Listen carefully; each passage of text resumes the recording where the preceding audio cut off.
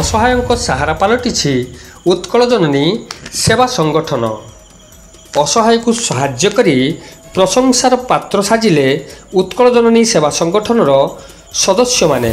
ସୂଚନା ମୁତାବକ ବାଲେଶ୍ୱର ଜିଲ୍ଲା ବସ୍ତା ବ୍ଲକ ଅନ୍ତର୍ଗତ ରଘୁନାଥପୁର ଗ୍ରାମ ପଞ୍ଚାୟତର ଗିଲାଜୁଡ଼ି ଗାଁର ପଞ୍ଚାନନ ମାହାଲ ଦୁର୍ଘଟଣାରେ ଗୋଟିଏ ଗୋଡ଼ ହରାଇ ବସିଛନ୍ତି। ତାଙ୍କ ଘରେ ଏବେ କେହି ବି ରୋଜଗାରକ୍ଷମ ବ୍ୟକ୍ତି ନାହାନ୍ତି। ତାଙ୍କର ଗୋଟିଏ ପୁଅ ଏବଂ ତାଙ୍କ ସ୍ତ୍ରୀ ଲୋକଙ୍କ ଘରୁ ମାଗିଯାଚି ପରିବାର ପ୍ରତିପୋଷଣ କରୁଛନ୍ତି। ଏମିତିରେ ବି ଗୋଟିଏ ଉଳି ଚୁଲି ଜଳିଲେ ଆର ଉଳିକ ଉପାସ।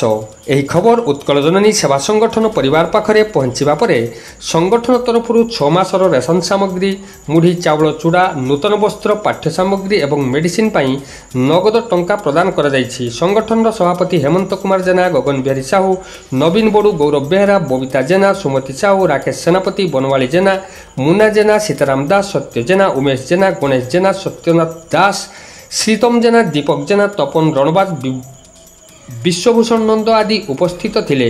ସଂଗଠନର ଏତାଦୃଶ କାର୍ଯ୍ୟକୁ ଅଞ୍ଚଳବାସୀ ପ୍ରଶଂସା କରିଛନ୍ତି।